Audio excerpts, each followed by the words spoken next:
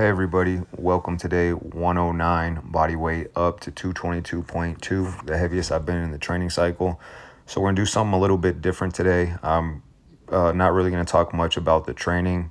Everything's an all-time PR except for the overhead presses. And also, before I get into that, I just want to say there's a guy that I started following recently who by all accounts is a very good guy. His name's John Imperial, and he's going through a really tough time right now. So if you guys want to show him some extra love, I really appreciate that. Keep working hard, John. You're really inspiring, man. Keep your head up. Also, as far as certificates and degrees, I have nothing other than a high school diploma. So if that's your thing, I understand. But we're going to get into some talks about the SRA curve, or stimulus recovery adaptation.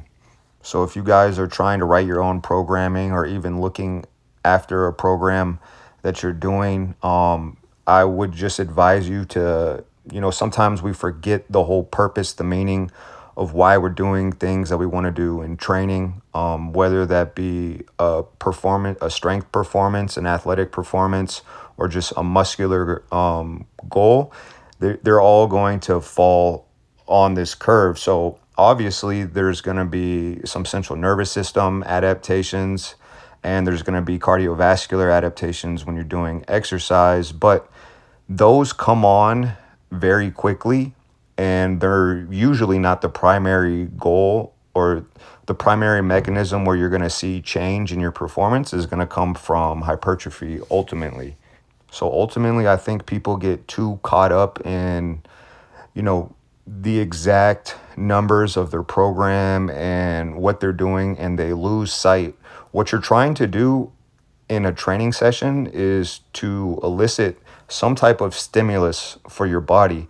Now, your body sees you doing work that's difficult, and it doesn't know that you're in a controlled environment doing some type of training and you can stop at any time. What your body perceives is, if I continue to do this thing that's so hard, it might eventually become so hard I'm going to die.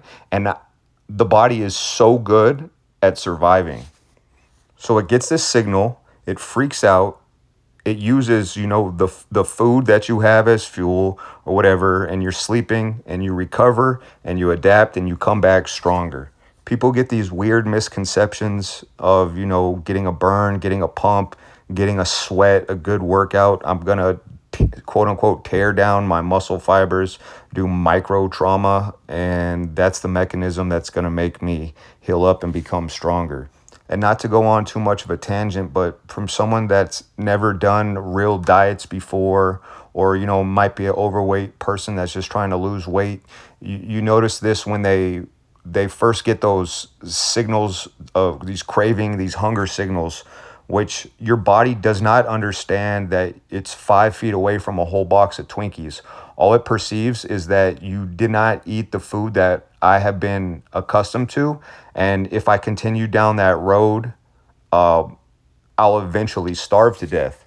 You're getting this signal, go pick some berries, go hunt a buffalo, whatever it is you do, our ancestors did to eat, hundreds, thousands of years ago. It's telling you to go do that, when in reality, you can sit there and not eat and probably lose, 20, 40, 50, 100 pounds, depending on how overweight you are. And this signal that it's sending you is just a lie. Also something that doesn't really make a lot of sense to me is when people refer to exercises in total tonnage or total poundages, which it could be useful when you're comparing the same exact exercise to itself. But just to give you another example, when people say things like, oh, calisthenics are best, all you need is to do calisthenics exercise because body weight is the perfect. So let's use the example of something like a one-arm push-up or a deficit handstand push-up, right? Those things are both using body weight. And let's compare that to doing basically a standing push-up slightly leaned away against the wall, right? So slightly leaned against the way of the wall, you're using your body weight to do that, right? And you could do 1,000,000 reps of it.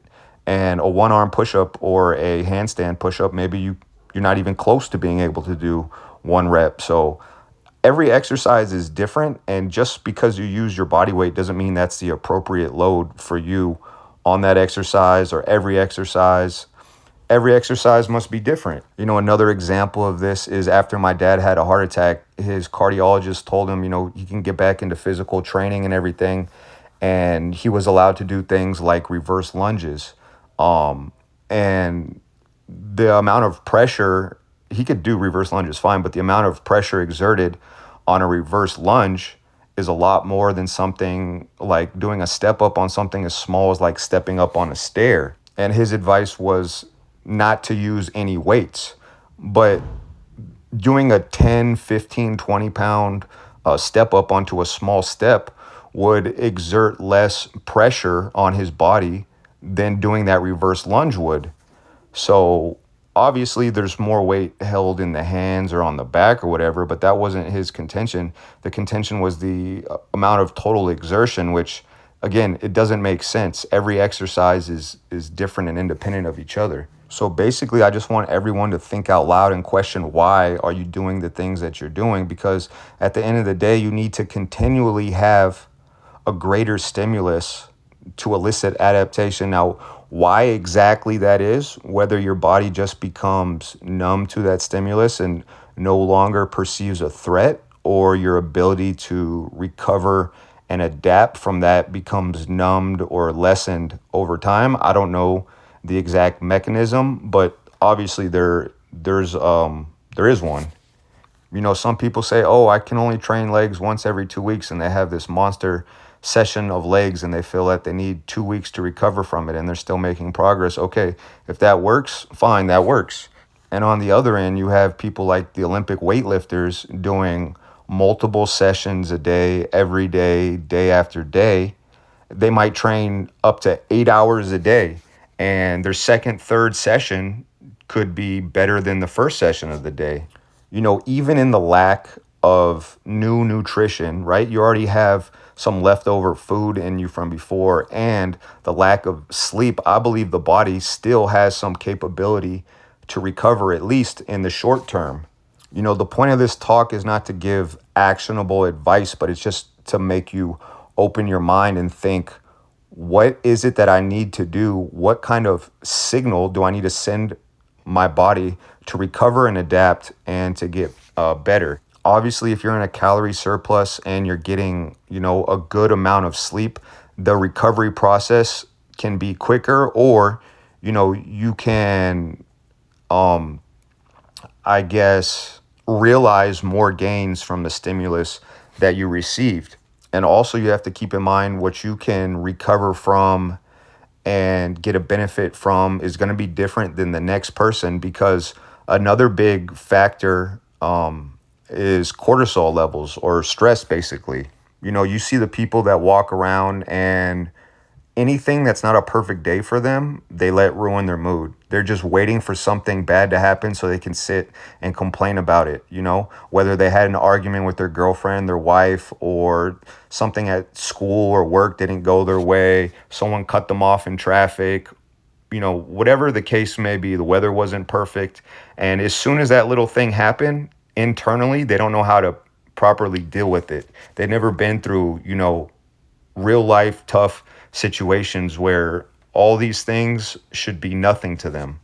And of course, this isn't a knock on everyone. Everyone, you know, expresses and deals with things differently. I'm just talking about my interest is in, you know, human performance, the maximum potential. Not to say that I'm achieved some good level, but the more and more advanced that you get, and the longer and longer that you train, you have to maximize all of these things to continue to make progress. You know, really ask yourself, is adding that extra set at RPE 7 really sending my brain a bigger signal or bigger stimulus that I need to change? Anyway, I don't want this to go too long. Thanks everyone for listening, and I'll talk to you guys tomorrow.